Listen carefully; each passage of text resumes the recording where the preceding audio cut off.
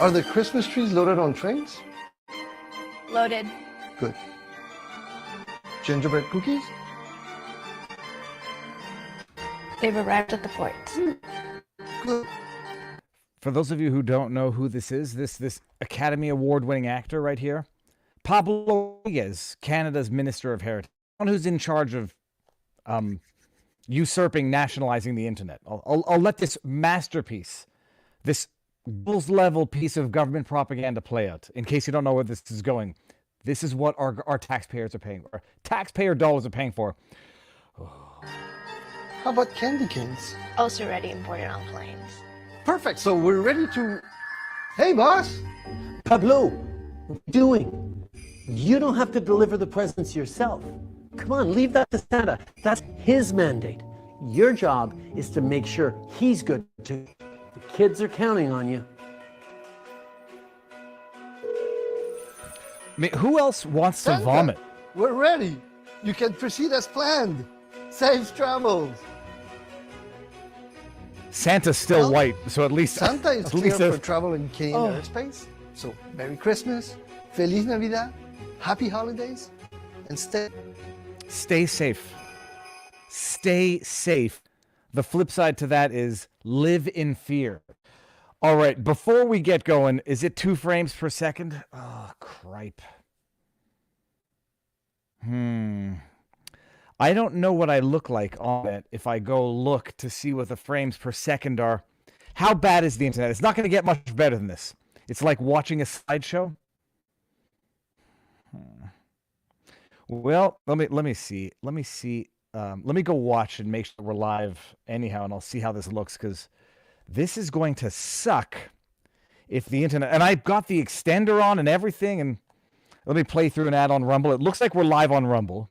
Joyeux Noël, vert viva. Oh, joyeux Noël vert. Happy Green Christmas, says Mr. MP Stick. It's not that bad. I mean, I look a mushy-faced potato. Let me hear what the audio's...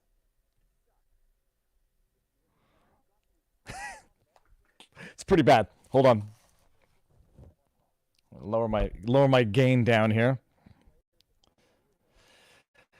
Oh, I'm blurry. Well, we have 2 things to do here.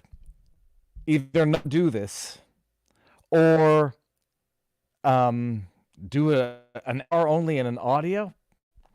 It's smooth for me, but it doesn't matter. Maybe we'll keep it short and just wish everyone a Merry Christmas, but we'll go for a little bit. We'll cover some stories and just have a chat. This is going to end early anyhow, because East Coast, it's 4 o'clock. I think people start sitting down for... People start sitting down for dinner around 5:30, and I've been told that's what we're going to do as well. It's all blurry. Let me start with this here. Viva blurry, soft focus mix. Okay, but is there a way that I can do? Let me see. I've got the extender. Potato internet, and there's no way of tethering off my phone. Oh, you know what? Hold on a second. Look, if I just do this, is this... Oh, there we go. At least we got a pulsating avatar. Is this going to be happier for people if we do this and just have a pulsating avatar of Viva's face instead of a blurry potato face for Viva? Try not being a boomer. What do you want me to do? You want me to... I already ran for federal office. There's nothing more I can do for the internet up in the cot where we are in the middle of nowhere. All right, we're gonna go with potato face Viva. But the question is this. If I let me take this out. The internet is so slow. No, we want to see you, Viva. Oh, Natalie, stop it. Hold on. Okay, if I play a video, was the video smooth-ish? Because we're going to look, once we're looking at, potato faces that are all blurry and some that make you want to vomit. We'll start with the Trudeau part of this stream. First of all, good evening, Merry Christmas.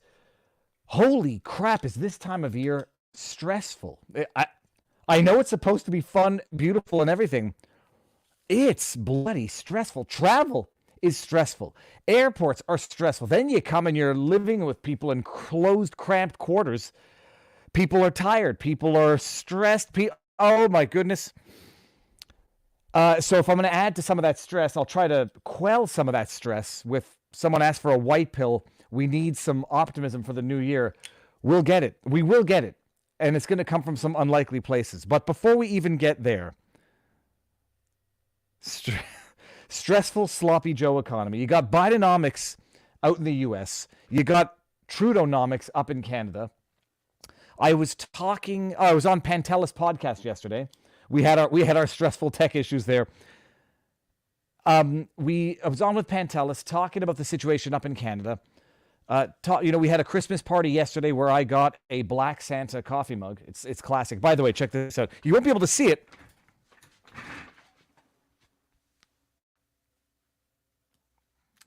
Those are rosy-cheeked little bunny slippers. I have taken my wife's slippers. Here we go. Okay, is the video quality going back up?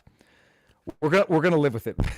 Has the budget balanced itself yet? Maple syrup 1 2 3 4 1 2 3. We're gonna pull out another gem from Trudeau. In fact, we're gonna start with Trudeau. We're gonna talk about Trudeau, the mockery that he's made of Canada, and remember when people were accusing Trump of being the tyrant that's never going to leave office? He'll never relinquish his power. Whoopsie doodle. The people who accused him of that in the States are the ones now insisting on taking his name off of ballots because, that's how much of a tyrant Trump was. He'd never relinquish power. He'd call in the National Guard. He'd pull a military coup to stay in power. No, he left. No, he was banned from social media. Tyrants always get banned from social media. Now, the powers that be, the ones that were calling Trump the dictator that would never relinquish power, are trying to remove his name from ballots. Up in Canada, Justin Trudeau's like, he did an interview on Global News and was actually asked a relatively hard question. Paraphrasing the question, people hate you, Justin Trudeau. Everyone loathes you. No one wants you in your position. No one wants you leading the Liberal Party. They want you out. To which he said, what now? Now, let me get the clip. It's a thing of beauty.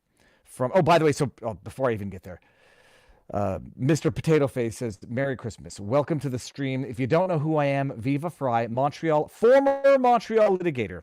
Former litigator. I guess I have to do a former for both. Florida Rumbler, but now I've crossed back into Commie, Canada. And it is cold. It is dark. It's 4 o'clock. And the sun has gone down. I swear, the only color I see all day is blue. I look out window, I see blue.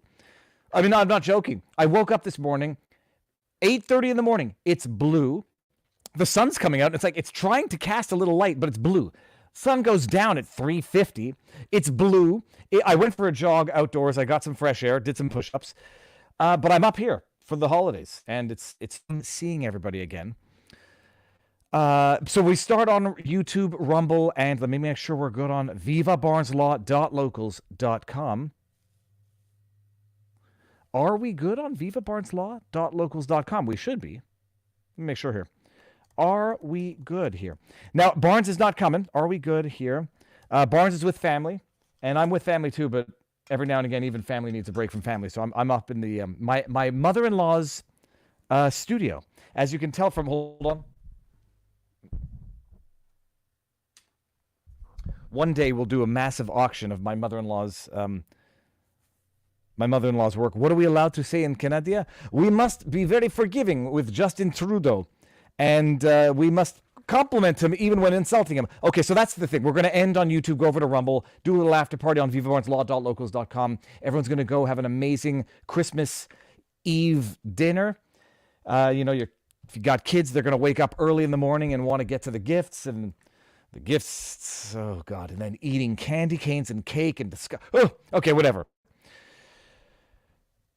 Oh, that's right. I had the typo in the title where I said Trudeau does Santa, and I think I had a typo that said Satan, and I think it was a deliberate typo. Okay, whatever. Enough meandering. Enough whatever.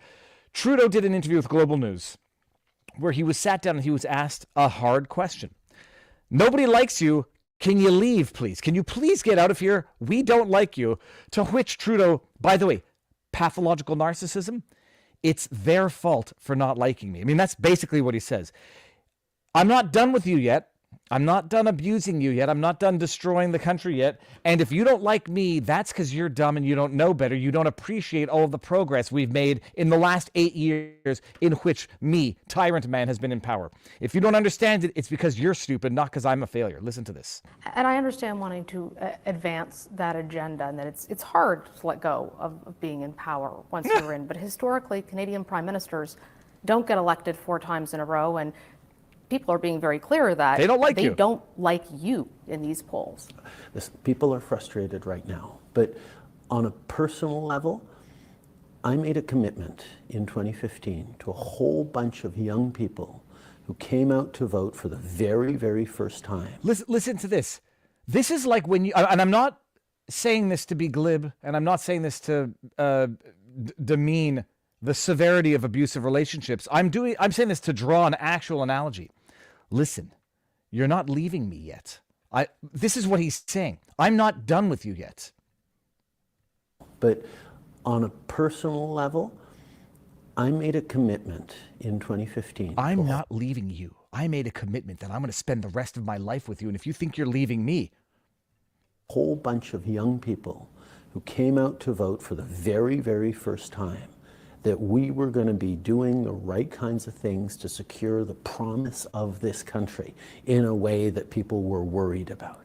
And years later, even with everything we've done on the environment, on inclusion, on gender equality, on growing the economy, on reconciliation, those young people, 8 years later, are having trouble paying their rent, worried about their future in ways that are just as tangible, if not more, because of the global context we're in. Can you fully appreciate what he's saying right now? I've been in power for 8 years.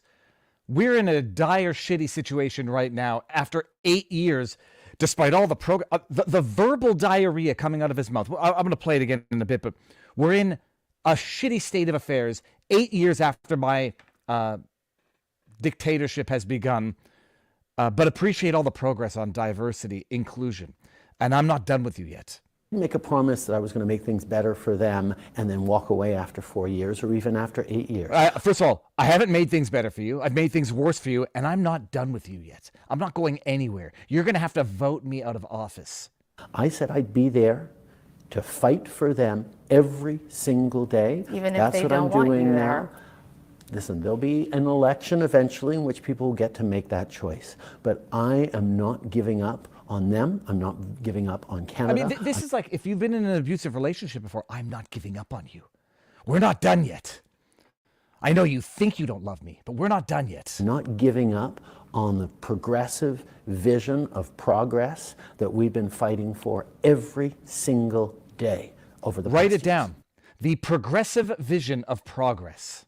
I personally believe that U.S. Americans have trouble finding places on a map because they don't have maps. And in my progressive view of progress, it's very progressive, and I'm a progressionary of my progressive progress, which we've made a lot of progress over the last 8 years, even though it's worse now than it was 8 years ago. But I'm not done with you yet.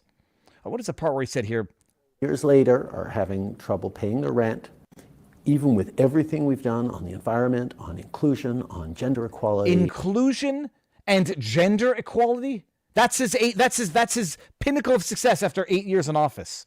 On growing the economy, on reconciliation. Reconciliation, the same one where he skipped off and went vacationing on a Tofino beach in Vancouver, skipping National Truth and Reconciliation Day, the first federal holiday that his government created.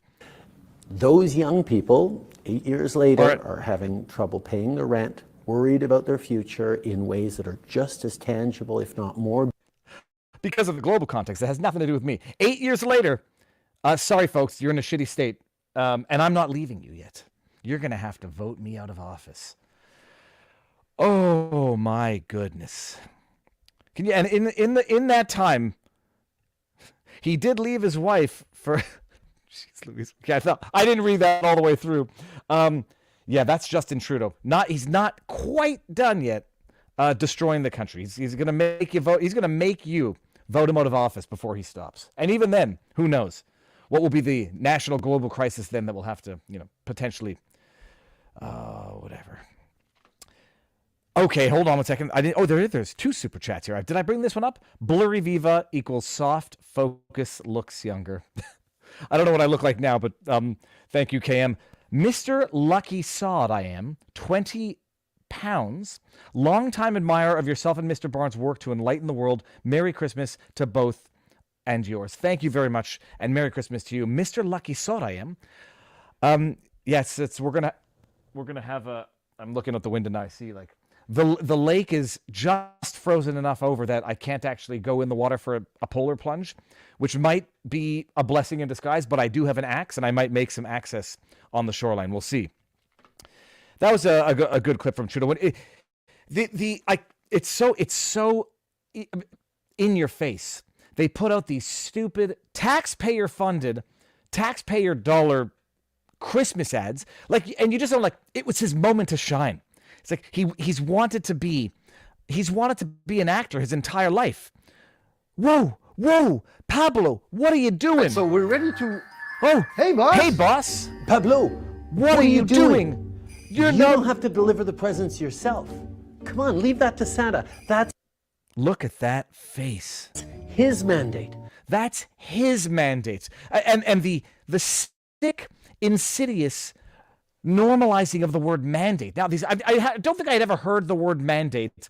We used to have it in law. When you get a file, it's a mandate. I'd never heard it in government, in administrative bureaucracies, to the degree that we have now grown accustomed to it. That's your mandate. Whoa, Pablo, what are you doing? I've always wanted to be an actor, and this is my time to shine, and yours too, Pablo. When we're not burning the country down, we're making nauseating Christmas videos that make even the most lover of Christmas hate Christmas. Oh, okay, so that's that. Then there was another super chat that just came in here. So I think that's it for Canada for the second. I hate to do this, but Kurt or Uncivil Law needs a phone call. He's in a dark place. I'll have a look at that. I'll have a look at that Damocles of Syracuse. Okay. Let me make sure that was it for Canada, because oh no, that was not it for Canada. It is it for Canada for the Trudeau side of things. I'm going to pull up a clip of Ezra Levant interviewing Vivek Ramaswamy while they're on campaign. I think it was in Iowa yesterday, the day before, and they asked an amazing question, and he got a very interesting answer. Oh no, we're not done gagging. I'm just pulling up the highlights. You watch these things, and you think you're going crazy. I am now entered the world where I don't believe anything I see, hear, or read, even when it's with my own eyes. But let's just see what this is here from Canada Proud. You know it's going to be good. The number of companies and countries that are saying something's happening in Canada where it's better there, even though for Canadians, yeah, grocery bills suck, rent sucks, mortgage renegotiation, oh my God, how are we going to deal with it? Like, these are real fears. But we have built the base of things that are going to help so much in an uncertain world. The number Okay, is this real? Canada Proud. I'm not going to get to see any comments in it. It's the amazing doublespeak. I was elected 8 years ago to make your lives better. And yeah, some diversity, inclusion, gender equity, whatever. And things are worse now, but it's because of Putin. And I'm not going anywhere. Rent is high. Inflation is high. It's outrageous. I ordered it was a good Subway. Not at Subway, but I ordered a sub. $20 Canadian for lunch. Just for a sandwich. That's it. Everything. It's outrageous. FJT, yeah, from your mouth to God's ears. From brain dead past date dumbass to, well, I learned Vivek. All right, so that's it. That was just a little light-hearted stuff of what's going on in Canada. Now, I'm going to probably do a standalone video because video quality is irritating me about the latest out of Trump.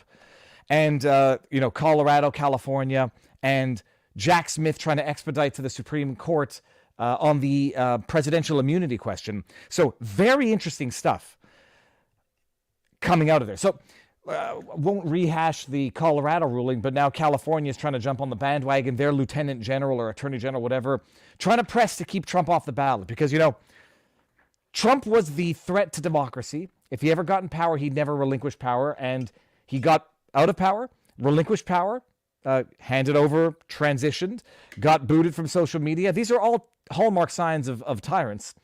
And now, in order to keep that tyrant from gaining power again and never relinquishing it again, they got to get his name off the ballot, and they got to take his name off the ballot. Colorado ruling came down. You know what I think about that. It's a load of steaming pile of poo-poo-poo. California is going for it now as well. Jack Smith made that motion to expedite to the Supreme Court the question of Trump immunity to bypass the D.C. Court of Appeals.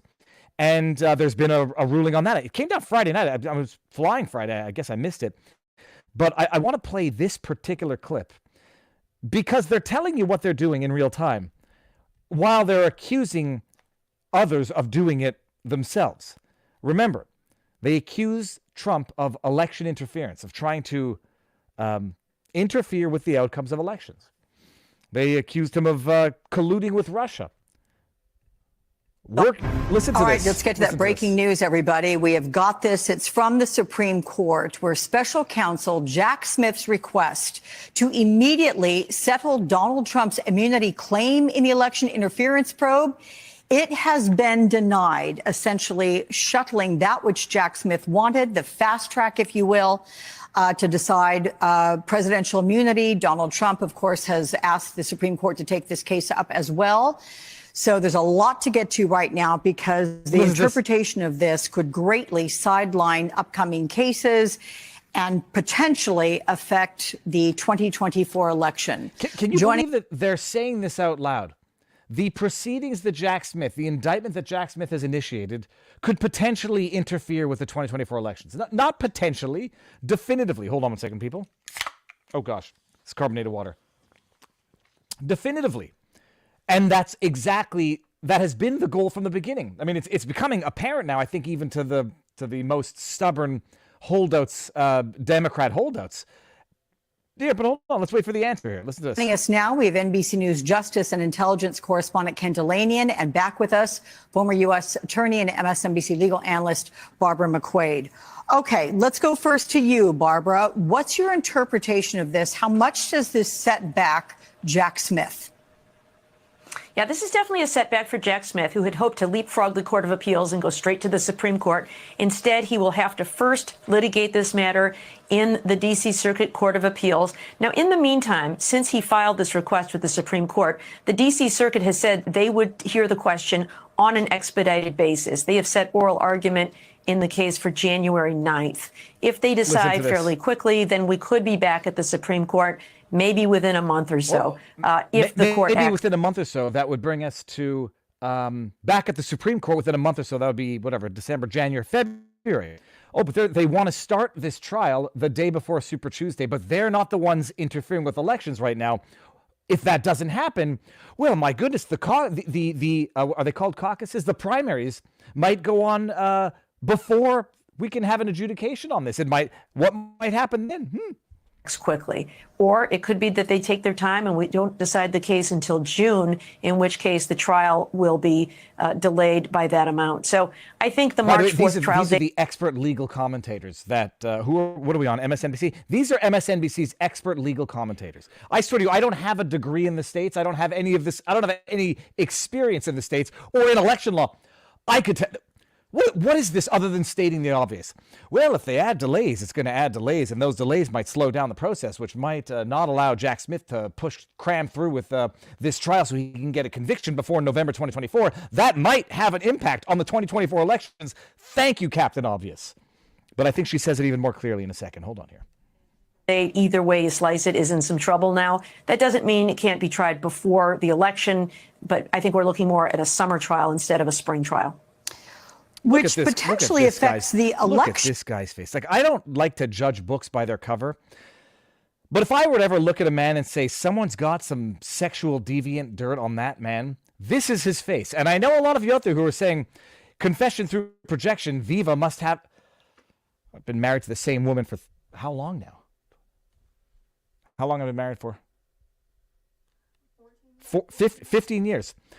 I've been dating my wife since 1999, people. There's confession through projection, and then there's just outright observation of people with compromising material that can be the only explanation to justify, rationalize their conduct. But this, look at this. Ugh. Barbara, I mean, how long would a trial like this take? Months. I have assumed it would take about 2 months. There are, 5 different schemes here, each of which would probably take the government a week to try. 2 months?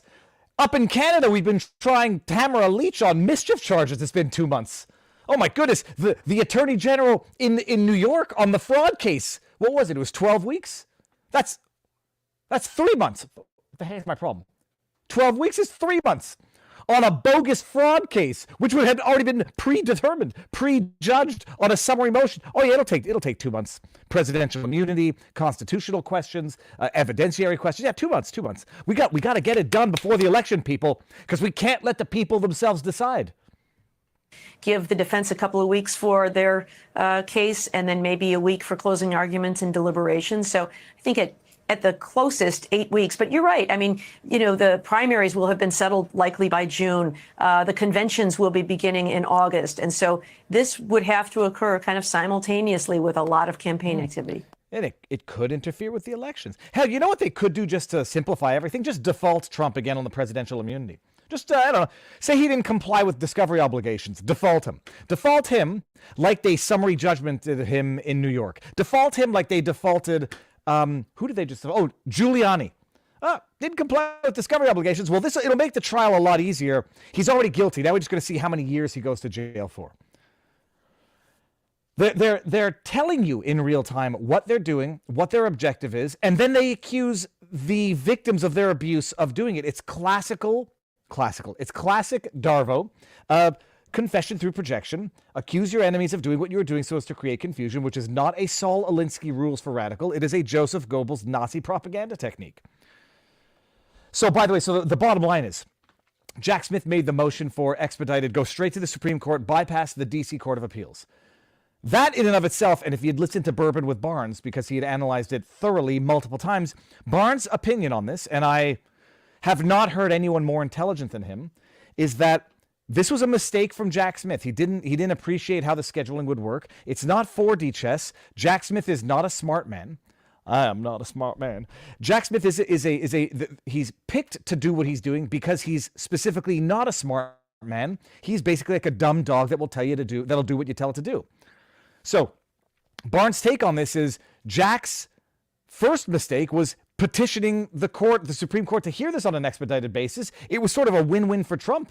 Bypass the D.C. Court of Appeal. I mean, you can assume the D.C. Court of Appeal is going to be so biased, you can predict the way they're going to rule. Just go ahead and read the majority decision out of Colorado, understand the conclusion to which they want to come, and then just draft backwards. Does President Trump have presidential immunity?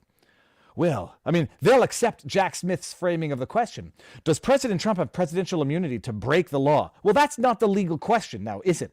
The question is, does Trump have presidential immunity for official acts that he carries out as president? Then the question is going to be, well, how do we determine what's an official act carried out as president versus a non-official act carried out by Trump as a person? Hypothetically, the most extreme example, I don't want to take any too hyperbolic examples, but dealing drugs. He gets caught with a kilo of coke because he's selling it to Hunter Biden. He would not be able to say presidential immunity for that. It was not an official presidential function to sell Hunter Biden crack. That being said, overseeing election integrity, I think is quite clearly what many would say is a presidential act, a presumptive presidential act. Whereas some might say, dealing crack is a presumptive non-presidential act. Jack Smith frames this as, does he have presidential immunity to break the law? That's not the question. Does he have presidential immunity for presumptively presidential acts? So anyways, some are saying Jack Smith screwed up in the first place by being compelled to pressure to go to the Supreme Court so they can get a ruling on this before March 4th so that they can have their trial before the primaries. And now Trump is saying, look, it's a win-win. Expedited to the Supreme Court, that's good for me. But I don't think I'm going to let you do that, Jack. And so Trump came in and opposed Jack Smith's motion to expedite and says, I don't want this to go super fast. I want to hear what the Court of Appeal out of D.C. has to say. I want to see how quackery they're going to get. And so Trump came out and opposed it, said there's nothing singularly pressing to bypass the ordinary mechanisms, that being let the appellate court adjudicate on this so the Supreme Court can get the benefit of the partisan hackery coming out of DC, and then the Supreme Court will deal with it. And if they don't deal with it before the 2024 election, you know what's going to deal with it? The 2024 election. Oh, so that's it. That was the clip. I mean, MSNBC. Oh yeah, this is gonna interfere. This is gonna impact the election. It's been the plan from the get-go. It's been the plan from day one. They cannot have this go to a clean and fair election. They got to get him off the ballot on the pretext of these bogus charges for which he was already acquitted by the Senate in the second impeachment, if we're talking about the insurrection clause. And that's it. But my goodness, I mean, at some point, some people were saying, well, what if the Supreme Court doesn't take it up? Well, for the time being, we no longer have to worry about that. They're going to take it up. They're going to say, we'll deal with this after the Court of Appeals deals with this. Court of Appeal comes and says, the clear presidential immunity or not presidential immunity, and we'll hear what they have to say and what their rationale is, and then the Supreme Court will deal with it. First time in American history they've ever indicted the president. You know, I was listening to Robert Gouveia, Watching the Watchers. I like to pick the brains of everybody. And he's like, bringing up some pretty clear examples. Obama, extrajudicial assassination of American citizens abroad by drone strikes. Is that a presidential act or is that a criminal act? What's his face? Bill Clinton bombing the aspirin factory. Presumptively presidential act or criminal act? What's his face there? Weapons of mass destruction guy. Lying about that. Was he lying as president or was he lying as a criminal?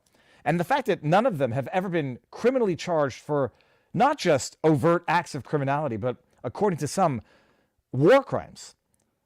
But Trump, for insurrection, for January 6th, even though he was acquitted on that, after being acquitted for those events, then gets civilly disqualified based on a civil determination of insurrection that never met any criminal definition. And then we go after we indict a president on hush money payments. You remember when Hillary Clinton funded the Steele dossier, then lied about it, and then concealed the fact that they financed it? Oh, no indictment there. They got a little slap on the wrist penalty and an apology, and then they move on. But Trump gets indicted. They've never done it before. But Trump's the one who's the tyrant who's going to seize power and never relinquish it. Oh, my goodness.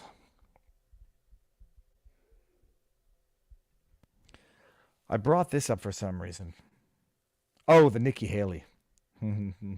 I don't want any of these. I don't want any of these cookies. Okay, we'll come back to this in a second. What's going on in the chat here? Let's see here.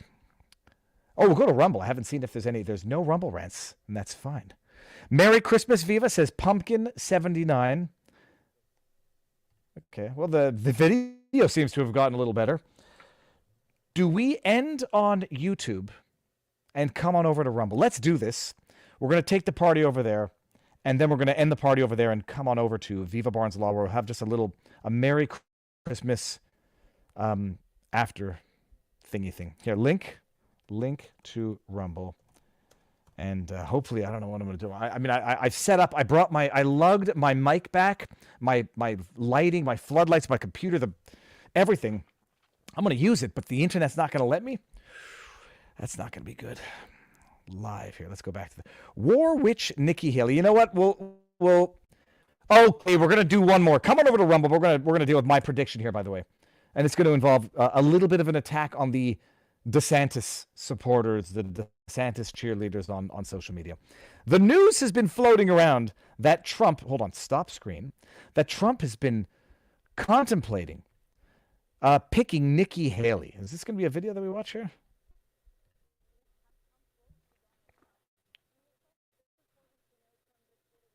Is that Donald Trump 3 months ago pretty much remained around the same in the mid-40s. His support has remained rock solid, but fast forward 3 months into December, we still have him around 44%, where Nikki Haley, on the other hand, has been surged significantly. So it'll be interesting to watch out in the next few weeks whether she will continue on this trend and whether she will continue to close in on this gap.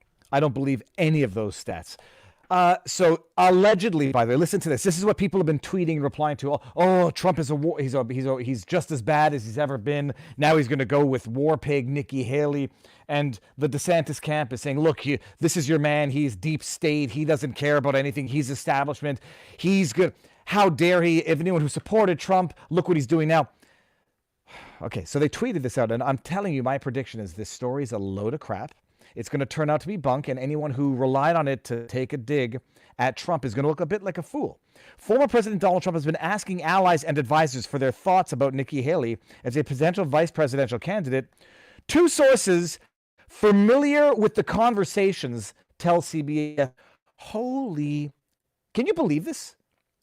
I mean, sources say Trump referred to the shithole countries. Sources said Trump removed the bust of Martin Luther King from the White House. Sources say Trump was on a quid pro quo phone conversation. Two sources familiar with the conversations. They weren't It's such a bloody fake news red herring. As if maybe, I mean, and then the thing is this, what did they overhear? Hey guys, should I pick Nikki Haley? Two sources overheard a conversation in which Trump was contemplating picking Nikki Haley. The story's bullcrap. It's bullcrap as per their strategy all the time. My wife, she's coming to see if I'm doing something. It's bullcrap. Two sources familiar with the conversations tell CBS News. The feedback from the MAGA crowd regarding putting Haley on a ticket if the GOP wins was overwhelmingly negative. According to these GOP sources, Politico first reported Trump allies are working to quash the possibility of a Haley-Nikki ticket. First of all, if Haley is that popular, this I might be accused of pulling one of those, it's not true, but if it's true, here's why it's not so bad. I don't think it's true, period. And if it is true, I would not support it either, because I watched Nikki Haley on stage there. If he went with Nikki Haley over, let's just say, Vivek Ramaswamy, I would say that's a kick in the proverbial teeth that his supporters do not deserve and will not appreciate. The whole story is bullcrap, okay? It's bullcrap. It's fake news, and the people running with it are going to look stupid for having run with it afterwards. That's my prediction. I might be wrong, but I don't think I'm going to be. But Trump, in an interview Friday with conservative talk show host Hugh Hewitt, blasted polls showing Haley was performing well as fake. Yeah, that's exactly what you do if you're contemplating taking her on. You say that she doesn't actually have the support that she has. He also insisted he's not worried about Haley as a challenger, nor should he be. Haley, blah, blah, blah. That's the article. That's the article, people. And who is running with it? Who's running with it? I'm not trying to make fun of anybody in particular. I'm just publicly saying what I said on Twitter. John Cardillo comes out and says, ha, ha, ha, I told you, suckers. I really hope this happens so I can watch MAGA spin and cope. They'll soon have to come to terms with the fact that there's nothing conservative or America first about their emperor, God, king. Because he's retweeting the article, breaking Trump asking allies about Nikki Haley. According to two anonymous sources familiar with the conversations, my prediction, this story will turn out to be total bunk and will reflect poorly on anyone who ran with it to attack Trump. As we say in French, people, rien ne va plus. No more bets. That's my bet. And I think, it's really bad. I don't know what the bloody deal is with the DeSantis camp. I like DeSantis as a governor. I find the online support, the organic, the big names who you know are real people and not bot accounts, it's cliched rubbish of support, juvenile talking points, and propaganda. And then these other accounts, like whenever I see a juvenile insult, an outrageously stupid political insight, I go click on the bio, the profile, and it says hashtag Team DeSantis. And I don't for the life of me understand what's going on. Here was another one. Well, this was John Cardillo again. I like people who don't lose elections to dementia patients. That's great. That's a play on what Trump said about McCain. I like war heroes who don't get caught. And Cardillo thinks he's got the zinger. Oh, I like candidates who don't lose elections to dementia patients, referring to Trump losing to dementia patient Joe Biden. There's two reasons why this is a self-own. How do you feel about candidates who lose to someone who loses to a dementia patient? That's going to be the obvious retort, because DeSantis is going to lose to Trump. He's losing already. He might even lose to Haley. So how is it going to feel when someone says, I don't like candidates? I like candidates not to lose to candidates who lose to dementia patients. Point number one, you're digging yourself a hole. Point number two, these DeSantis cheerleaders, in promoting DeSantis and trying to take digs at Trump, they're legitimizing an illegitimate election. That's what they're doing. I don't like candidates who lose to dementia patients, or I like candidates who don't lose to dementia patients. That was an illegitimate election in 2020. I'm not saying it was fraudulent in the sense of vote flipping Dominion, the ghost of Chavez, a kraken that never appeared. It was an illegitimate election if, for one reason and one reason only, the suppression of the Hunter Biden laptop story. If that were the only thing that occurred, it would be an illegitimate election. And you got the DeSantis camp in their quest to dunk on Trump, basically legitimizing the 2020 election and saying it was totally kosher. And if anybody has any problems with it, you're the problem. If only for that, it would have been a fraudulent election. It would have been fortified, interfered with, illegitimate. Then you get censorship. Then you get government working through EIP with big tech to censor. Then you get ballot harvesting in some states where ballot harvesting wasn't necessarily all that legal. Then you get changing of the rules and regulations. Then you get arguably unconstitutional broadening of confined peoples for the purposes of mail-in balloting. Then you get the failure and refusal to ever have a meaningful signature match. And the team DeSantis thinks it's an own on Trump to tell 70 million Americans, 80 million Americans who believe that that election was illegitimate, that it was legitimate all along, and now we're ratifying that election. It's a bold move, Cotton. We'll see if it pays off. It won't. Spoiler alert. There's the link to Rumble. Let's get over there for a couple more stories before we end, and then get on over to locals and see how our community is doing there. So everybody, sorry for the potato face, Viva. Let me see here. I've heard this as well. VNA. I read the friend of the court brief, the amicus brief.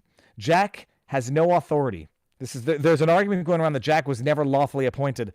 I'll tell you this. I don't know the merits of it. I'm just going to say that if you think that if anybody thinks that what's going to happen now is the court's going to come in and say Jack has been ultra virus this entire time, everything is stricken. I mean, even if it's true, and I don't know that it is or isn't, that outcome I think would never happen to begin with. They'll find a way to either ratify, substitute, retroactively ratify through a new replacement. They're not going to undo what's been done. They're too far gone now.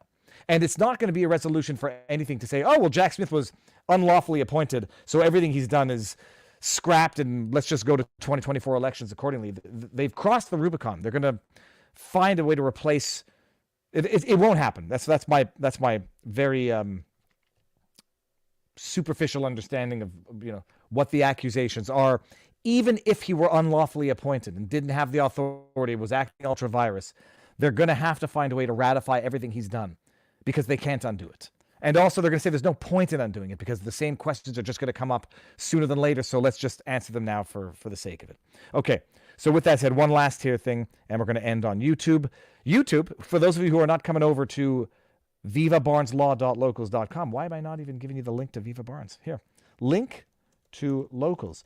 For everyone on YouTube who's not coming over to the free speech platform or our wonderful above average community, Merry Christmas. I feel like it's an act of defiance to say Merry Christmas. Merry Christmas. And the white pill in all of this, this too shall pass, and 2024 is going to be a revolutionary year. That's the white pill, the black pill, the dooms pill, the green pill, the optimism and the pessimism. 2024 is going to be a revolutionary year. So that is it. Come on over to Rumble or vivabarneslaw.locals.com. Ending now. Thank you all on YouTube. Peace.